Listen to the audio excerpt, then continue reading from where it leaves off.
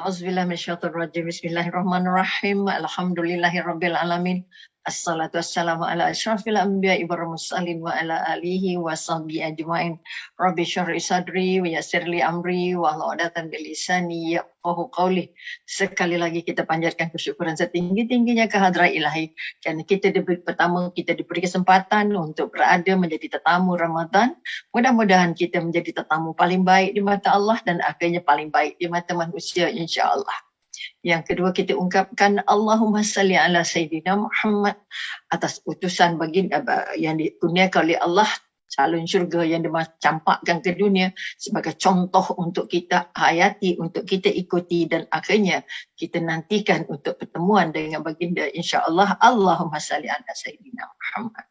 Sekali lagi syukurnya kita ucapkan kepada Dewan Dakwah kerana masih lagi sempat memberi kesempatan kepada giliran Umi untuk sama-sama memeriahkan atau untuk sama-sama membuat pengisian berkaitan ataupun kita kata dalam slot tazkirah pagi Dewan Dakwah Majlis Dakwah Negara. Maka sekali lagi Umi menyeru kepada semua penonton yang dipilih Allah untuk terus like and share page Dewan Dakwah supaya kita sama-sama dapat mengembeling tenaga mencapai lebih ramai sahabat-sahabat dan kerabat kita untuk terus mengikuti, untuk terus merasa terpanggil untuk sama-sama membaiki diri menjadi seorang hamba Allah, tetamu Ramadan yang paling baik, menjadi hamba Allah yang paling diterima ibadahnya, diberi keselamatan, diberi kesejahteraan dan akhirnya diterima ibadah Ramadannya. Ini merupakan kesempatan terbaik, peluang terbaik untuk kita dikurniakan Allah ampunan, dikurniakan Allah maghfirah, dikurniakan Allah syurga yang sudah dibuka pintunya, sudah dihias cantik untuk tetamu-tetamu untuk masuk ke pintu Ar-Rayyan. Maka sekali lagi Ramadan merupakan satu tempat, satu pantas, satu ladang, satu universiti, satu madrasah untuk kita sama-sama melihat ke dalam diri.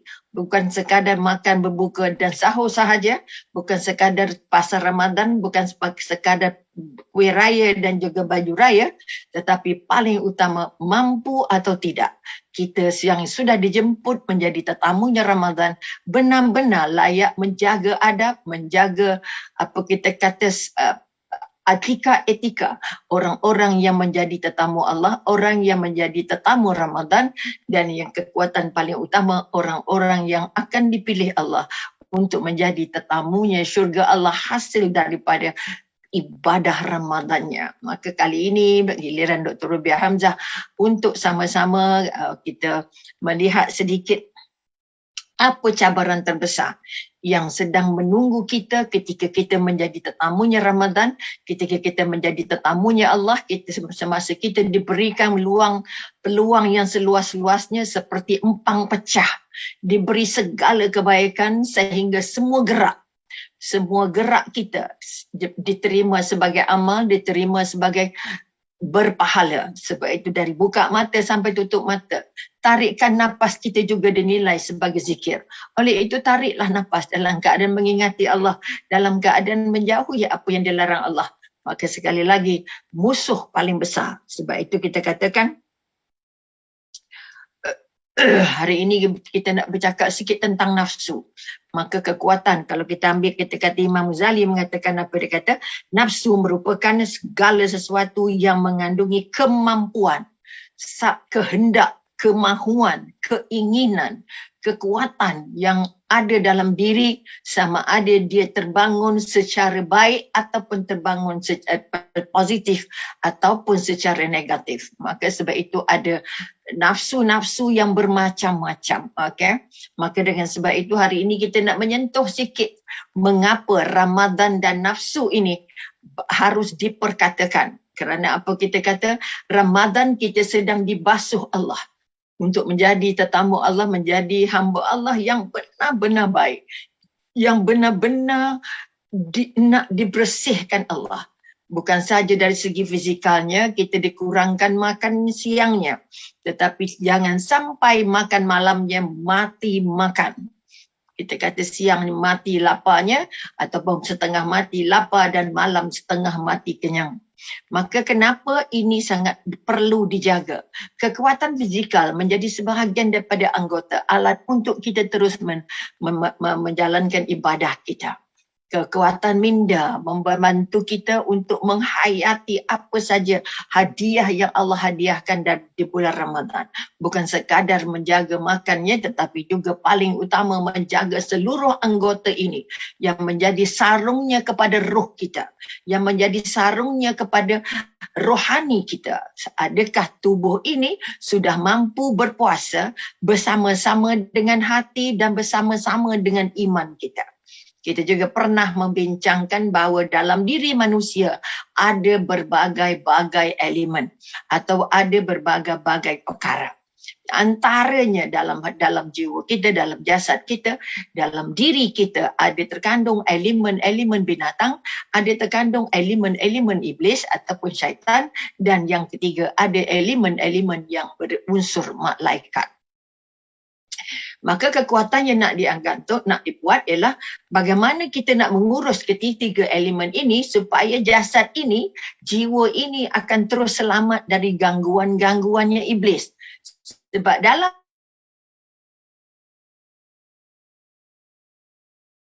kalau dua-dua ini tergabung, maka akan besarlah istilah yang namanya nafsu. Atau dalam Al-Quran disebut kehendak.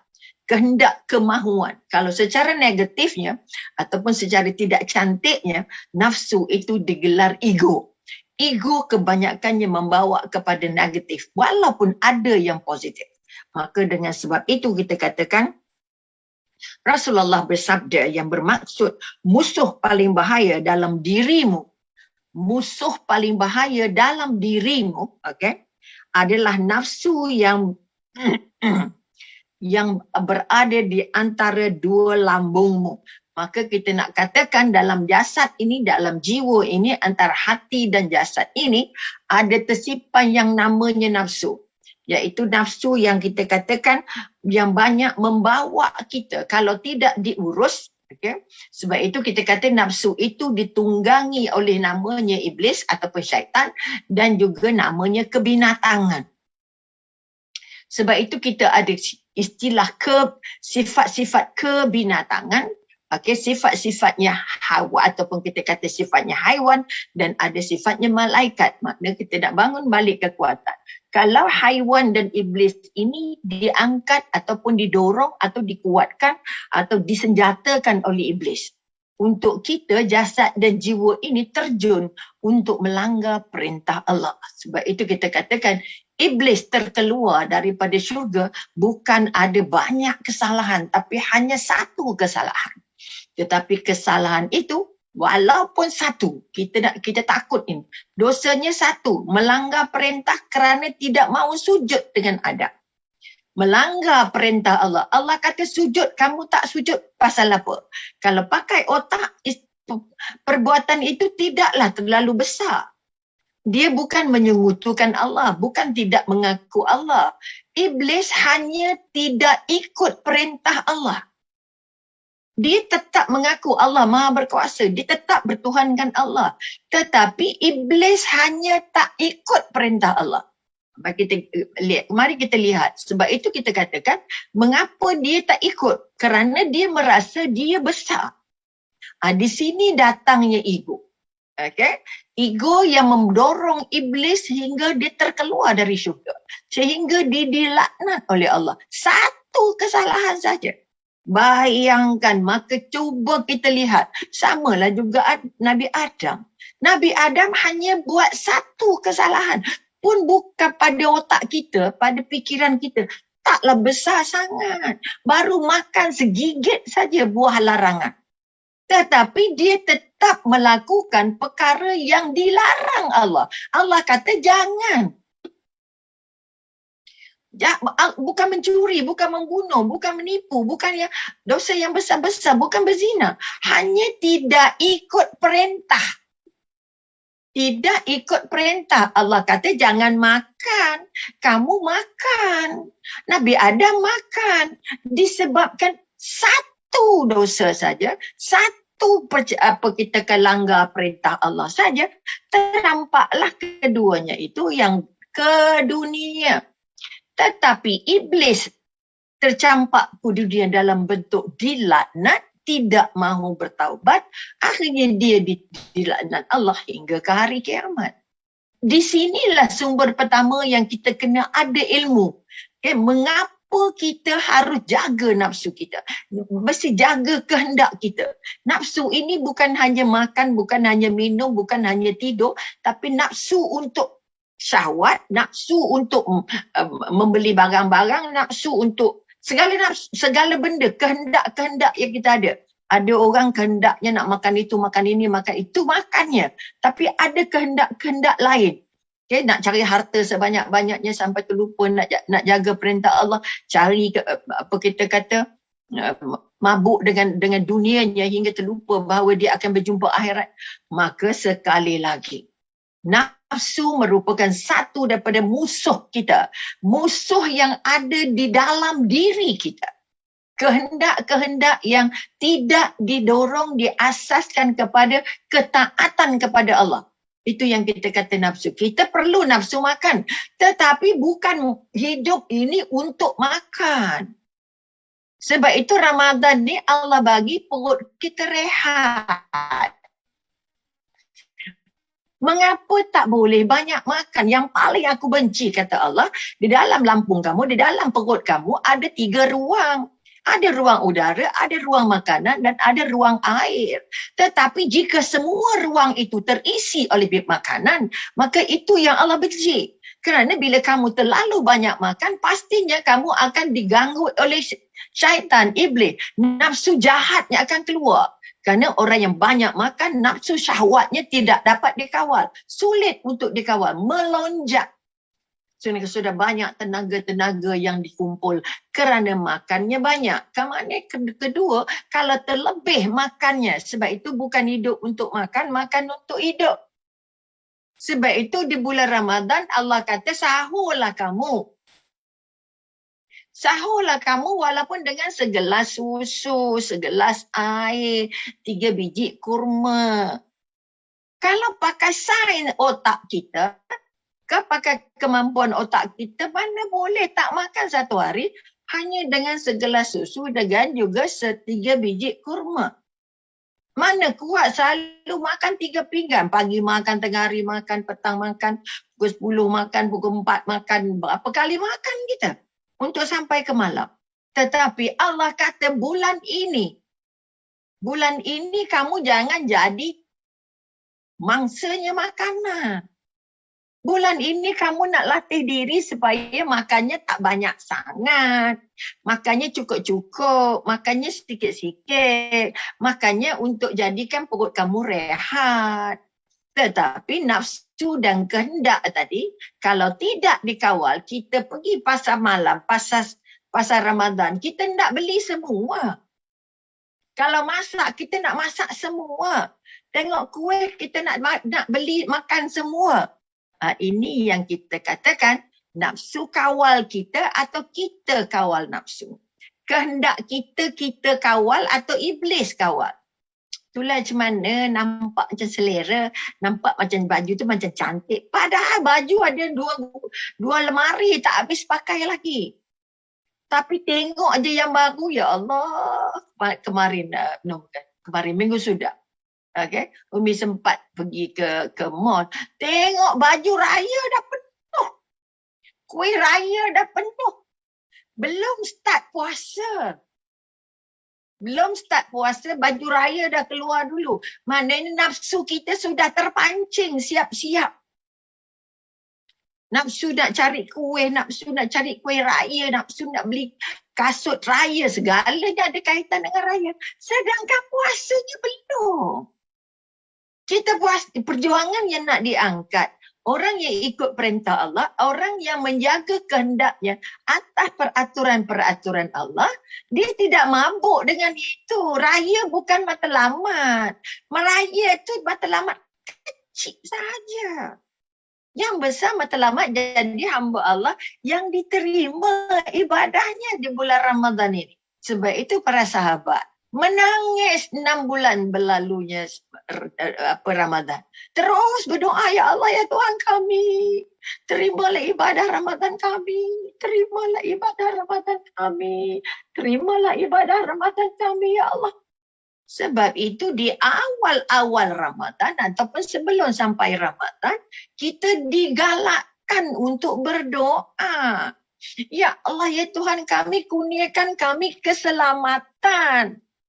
Bila keselamatan, selamat dari gangguan iblis, sehat walafiat, tidak mabuk makan, kita tidak ada dalam kepala tak ada letih, puasa bukannya lembik letak, puasa adalah ibadah yang sangat dinanti-nantikan. Bermakna orang yang melihat, maka doanya apa? Ya Allah, ya Tuhan kami, kurniakan kami kesehatan. Bila kata keselamatan, selamat dari kesehatan, selamat dari segi makanan, selamat dari segi persekitaran, selamat dari segi beramal ibadah, selamat daripada gangguan-gangguan yang menyebabkan kita tak dapat memulakan Ramadan dengan baik. Pertama, kita nak selamat dari segi kesihatan. Ya Allah, ya Tuhanku, pertama kemarin daripada Rejab kita dah berdoa. Ya Allah, ya Tuhan kami, berkati kami di bulan Rejab dan Syaban. Dan sampaikan kami ke bulan Ramadan, ya Allah. Doanya 2 bulan sebelum datangnya Ramadan. Kenapa doa ini, kenapa Allah susun cara begitu? Supaya 2 bulan itu kita sudah mampu mengawal nafsu kita, mengawal kehendak-kehendak kita, mengawal ego kita, mengawal selera kita, mengawal kekuatan-kekuatan. Apa saja yang di muka bumi ini bukan milik kamu semua. Jangan nak itu, nak ini, nak buat itu, nak buat ini, mentang-mentang ada duit sikit, mentang-mentang ada kekuatan sikit, mentang-mentang ada pengaruh sikit. Ini kekuatan. Maka nafsu adalah perasaan-perasaan, emosi-emosi sama ada dia sehat ataupun mutmainnah atau lawamah, yang jahat atau yang baik. Kalau dari segi tasawufnya tak ada 78 jenis nafsu, tapi kita ambil orang biasa. Okay? Maka dengan sebab itu kita katakan nafsu ini dianggap, kalau dia negatif maka dianggap tercela. Kalau ahli sufi mengatakan nafsu ini memang perosak, pengganggu kepada ibadah, pengganggu kepada kebaikan, pengganggu kepada ketenteraman. Maka sebab itu kita kata, maka berperang melawan nafsu, berperang mengurus nafsu, berperang mengendalikan nafsu itu bagi mengalahkannya. Sebab nafsu itu mesti jadi tunggangan. Kita yang kawal. Kalau naik motor, kita yang kawal, dia jadi kita yang kawal motornya. Okay? Kita yang, kalau kereta, kita yang pandu. Bermakna kita kata, nafsu mesti tunduk mengikut kehendak kita. Kehendak-kehendak hati, perasaan, minda, semua ini harus tunduk kepada kekuatan kita sebagai hamba Allah. Harus tunduk kepada perintah Allah. Harus tunduk kepada yang positif. Harus tunduk kepada kebaikan. Kerana nafsu membawa kepada kemahuan-kemahuan yang melampaui batas. Okey? Sebab itu dikatakan musuh itu, nafsu itu adalah musuh yang sangat dicintai manusia. Ya Allah, apa saja yang dibisik. Ingat, nafsu musuh dalam diri. Okay? Kita sekarang digodak nafsu, kata buka nak makan apa, nak cari itu, pengatnya, kuihnya, buburnya, air mata kucing, air mata, apa lagi, air segala air. Okay? Air kelapa ada, air cincau ada, air bandung ada. Semua air kita nak beli. Kerana dia datang dari dalam. Musuh dari dalam diri. Kalau syaitan, musuh kita di luar diri. Sebab itu allazi yuwaswisu fi sudurin nas. Dia hanya membisik-bisik. Kalau dia kuat, dia bisik-bisik. Itu kuat ke tak? Orang yang cakap bisik-bisik itu kuat tak? Kalau ikut tak kuat, tapi dia membisik bukan kat telinga. Dia membisik sampai ke hati. Kalau bisikan iblisnya, syaitannya sampai ke hati, dan dalam hati ada nafsu lawamah, ada nafsu yang buruk, ada nafsu yang negatif, maka sebab itu dipesan oleh Allah dan adil oleh Rasulullah, kita kata apa? Nafsu itu adalah musuh yang sangat dicintai oleh manusia. Bisikan tu dicintai, apa kita kata nafsu dan kehendak itu pun dicintai. Kita sangat taat kepada apa kita kata bisikan-bisikan dan kehendak nafsu. Tengok baju je, rayanya belum, puasanya belum. Tapi puas habis 1 jam, habis 2 jam. Bukan nak beli, tengok je. Kan tak nak beli, buat apa nak tengok? Buang masa. Kita melayan kehendak dalam hati kita, dalam jiwa kita. Kita melayan bisikan, tengok je, tak apa. Mana tahu tak ada offer. Kerana mereka nak curi masa kita. Masa untuk kita beribadah tu nak dicuri mereka.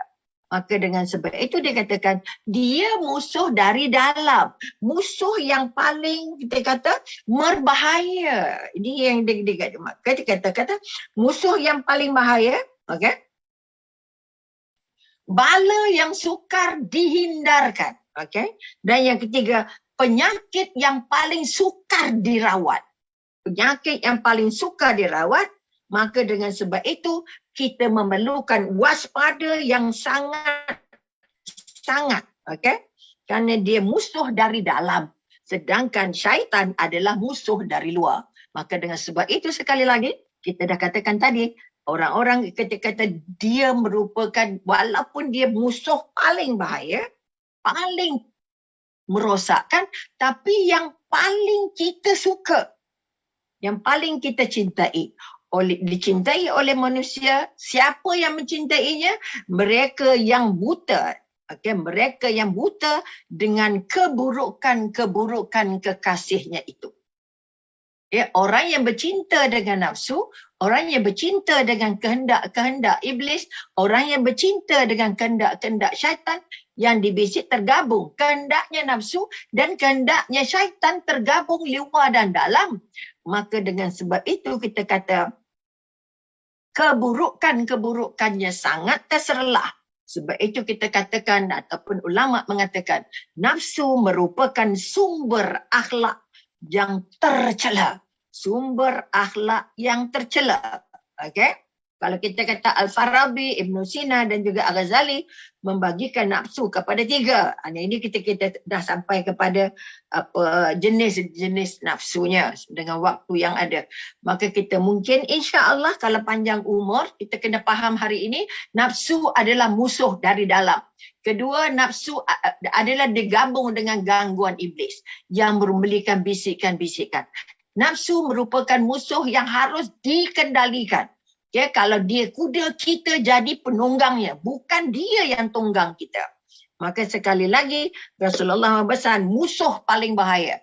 Maka nafsu adalah musuh paling bahaya pada mereka-mereka yang tidak rapat dengan Allah. Tidak menurut perintah Allah. Tidak ada ilmu tentang bagaimana mengendalikan nafsu sehingga nafsu itu menjadi kebaikan. Tetapi kalau tidak punya ilmu, maka kita menjadi mangsa-mangsa yang dijadikan bola baling ataupun bola sepak oleh iblis, oleh nafsu, sehingga kita terjebak menjadi manusia yang paling sombong, manusia yang paling ego, manusia yang hanya mengikut kehendak perasaannya, dan manusia yang paling jauh dengan Allah. Paling sulit untuk menyebut nama Allah, paling sulit mentaati Allah, dan paling sulit untuk menjadi manusia-manusia yang baik.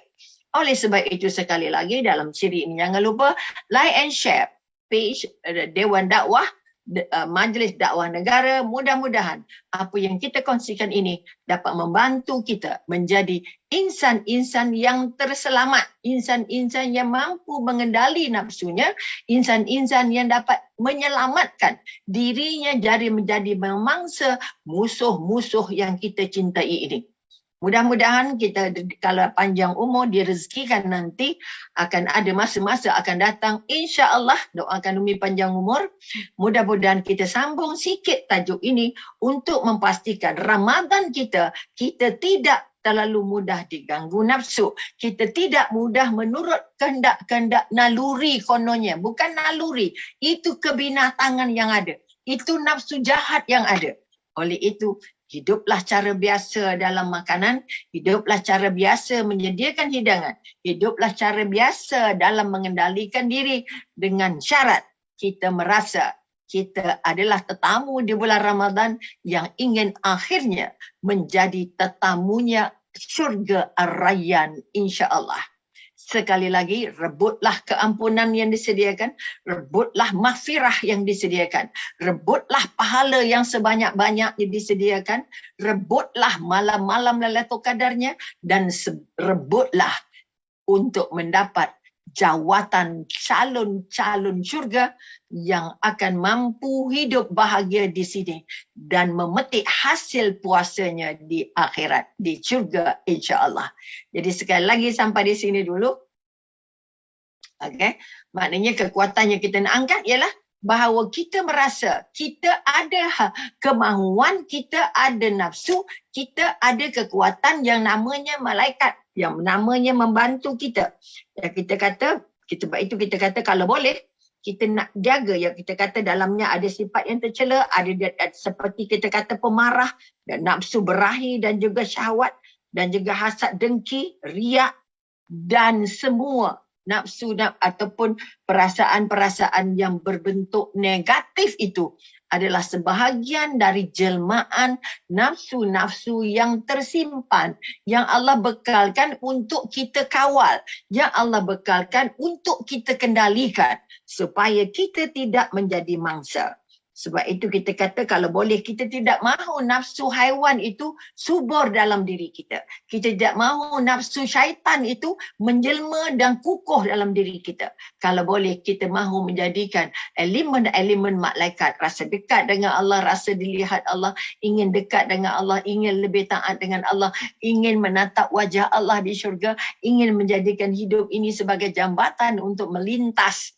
Bukan nak tunggu jabatan sitir musakin saja, tetapi menjadikan Ramadan atau menjadikan kehidupan di dunia ini sebagai jambatan dan ataupun kita kata sebagai sungai yang harus dilalui dengan kapal kalau mengikut Imam Ghazali, maka kapal yang sedang kita naiki bulan ini adalah kapal yang namanya Ramadan. Jadi kalau Imam Ghazali kata kalau kamu belayar, maka belayarlah dengan tidak banyak membawa beban. Kerana beban itu akan memberatkan pelayaran kamu. Maka banyaklah bawa bekal. Maka bekal itu akan menjadikan pelayaran kamu, perjalanan kamu menjadi ringan dan mudah. Oleh itu sekali lagi, mari kita sama-sama kemudikan. Mari kita sama-sama lancarkan. Mari kita belajar bagaimana mengemudi kapal-kapal yang namanya Ramadan ini agar kita benar-benar mampu. Okay? Mampu supaya nafsu-nafsu yang ada, yang Allah bekalkan ini tidak menjadikan, tidak menyerah ataupun kita tidak, bila kita tidak mampu, kita kalau boleh tidak mahu, nafsu ini terus merajai kita. Terus merajai kita. Sebab apa kita kata, bila nafsu menyerah dan patuh pada kemahuan, terutamanya kemahuan syahwat, okay? Pada kemahuan syahwat dan menurut ajakan syaitan, maka apa yang terjadi? Maka itu nafsu kebinatangan yang digabungkan dengan nafsu syaitan tadi untuk kita terus menerus melakukan kejahatan, melakukan penentangan-penentangan terhadap Allah. Sebab itu kalau kita melihat surah Yusuf ayat 53, sesungguhnya nafsu itu selalu menyuruh kepada kejahatan. Nafsu yang tidak diasuh cinta Allah, tidak diasuh menjadi tunggangan kita, dia akan menyuruh kepada kejahatan kecuali nafsu-nafsu yang diberi rahmat oleh Tuhanku. Maknanya nafsu kalau kita ambil surah Yusuf, Surah Yusuf sudah membantu kita satu senario. Senario di mana Nabi Yusuf hampir-hampir terperangkap dalam zina. Sedangkan baginda adalah utusannya Allah. Bagaimana Allah mengendalikan nafsunya Yusuf yang mampu untuk melayakkan diri selamat dari pekerja-perkara terkutuk tadi. Maka dengan sebab itu kita katakan, mohonlah sebanyak-banyaknya, kita kata, supaya Allah memberi hidayah, Allah memberi rahmat, Allah memberi kasih sayang kepada kita untuk mampu melawan, menjadikan musuh kita untuk tidak melanggar perintah Allah, untuk menjadikan nafsu kita tidak melanggar perintah Allah. Maka rahmat Allah adalah merupakan satu daripada alat yang harus kita mohon dari Allah. Kami ingin kasih sayangmu ya Allah. Kami ingin petunjukmu ya Allah. Kami ingin bimbinganmu ya Allah. Sebab itu sebelum masuk Ramadan, kita sudah berdoa, ya Allah Tuhanku, beri kami keselamatan ya Allah. Selamat dari gangguan hawa nafsu. Selamat dari gangguan-gangguan lain. Maknanya selamat kita berada dalam keadaan yang sangat tenteram untuk masuk bertemu Ramadan dan akhirnya berada di bulan Ramadan dalam keadaan yang sangat sejahtera. Ya Allah Tuhanku, beri kami kesejahteraan ya Allah. Untuk kami terus beribadah di bulan Ramadan dan akhirnya ya Allah, terimalah seluruh ibadah kami. Ini nak membuktikan kepada kita sangat perlukan apa yang dikatakan rahmat-rahmat Allah supaya kita benar-benar mampu menjadikan Ramadan kita sebagai Ramadan terbaik. Andai kata di ujung-ujung usia, kita ingin berazam menjadikan Ramadan kali ini sebagai Ramadan paling cantik. Okay?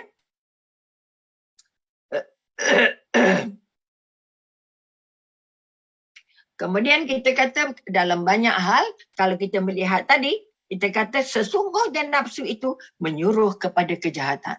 Ini kita nak pegang. Walaupun ada nafsu-nafsu yang baik, itu kalau dikendalikan dengan baik. Dikendalikan dengan baik maknanya dikendalikan dengan ilmu. Kita faham nafsu itu apa. Okay? Kita faham dia nak bawa kita pergi mana. Ketiga, bagaimana kita nak kena belajar, bagaimana cara je untuk kita mampu menguruskan dia supaya dia tidak jadi keburukan pada kita. Memang kita ada nafsu untuk kaya, tetapi kayanya kaya yang diredai Allah.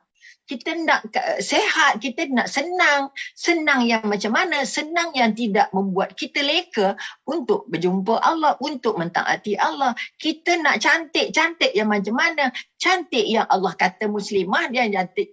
Kita kata cantik yang Allah reda. Bukan cantik untuk pamer-pamer. Bukan cantik kerana di make-up.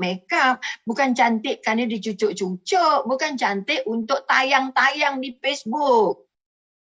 Kerana cantik yang Allah bagi ialah yang paling cantik. Tetapi kalau wajahnya cantik tapi perangai tak cantik, maka nafsu akan kendalikan wajah kamu untuk jadi bahan iklan. Untuk jadi bahan tayang-tayangan. Untuk jadi bahan yang nak diperkatakan. Untuk jadi model-model yang menyebabkan akhirnya runtuh keyakinan bertuhannya. Banyak perkara-perkara yang terperangkap. Iaitu kita kata, maka kalau kita tengok surah Asy-Syam yang ayat 7 dan 8 yang bermaksud demi nafsu serta kesempurnaannya, maka Allah mengilhamkan kepada jiwa itu jalan kebaikan dan jalan keburukan. Allah ilhamkan. Nah, ini konsep Allah ilhamkan. Ada nafsu baik, ada nafsu jahat. Allah dah bagi dalam badan kita, dalam tubuh kita ni, dalam jiwa kita ini, dalam roh kita ini.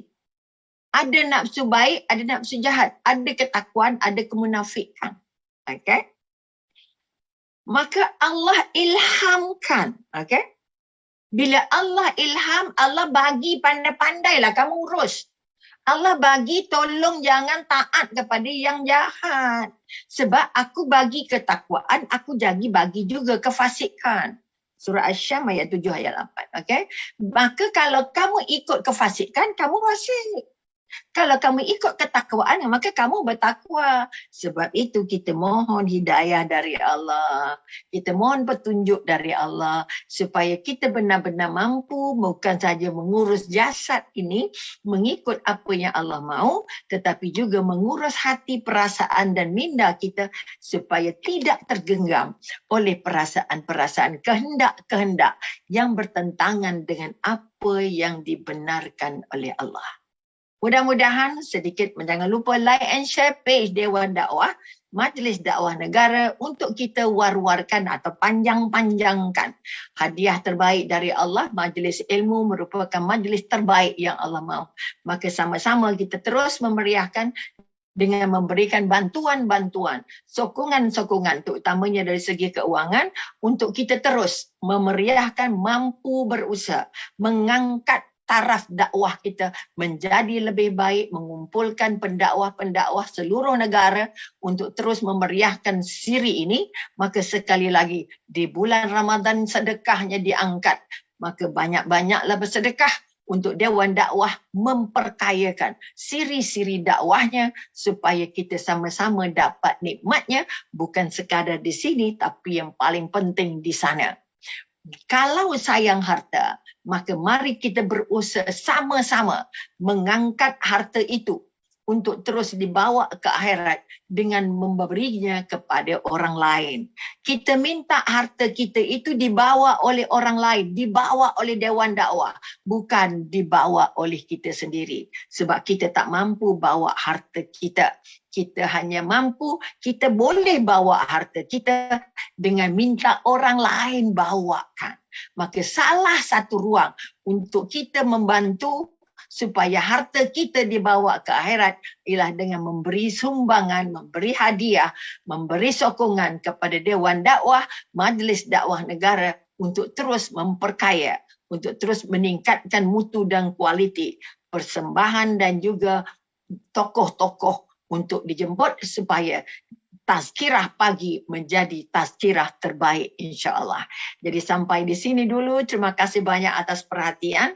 Mohon maaf atas yang tak kena di mata dan di hati. Yang cantik hadiah dari Allah, yang tak cantik atas kelemahan Umi sendiri. Maka sekali lagi Umi ucapkan, Umi doakan semoga semua penonton diberikan hidayah, diberi petunjuk untuk terus menjaga tetamu Ramadannya, menjadikan Ramadan itu Ramadan terbaik. Bukan saja baik di mata manusia, tetapi paling utama baik di mata Allah. Selamat beribadah, teruslah merebut kesempatan, apa kita kata, kebanjiran pahala yang Allah bekalkan ini, supaya kita tidak ketinggalan, tidak kerugian seumur hidup. Dan untuk mengukuhkan kekuatan, jadikan Ramadan kali ini sebagai Ramadan terakhir. Mudah-mudahan kita akan pulun habis-habis. Tidak ada satu ruang yang tidak dibekalkan pahala. Oleh itu buat yang terbaik, kerana yang terbaik itu pasti Allah bantu dengan cara yang lebih baik. Jadi sekali lagi, wabillahi taufik wal hidayah. Wassalamualaikum warahmatullahi ta'ala wabarakatuh. Jumpa lagi insya Allah. Selamat beribadah.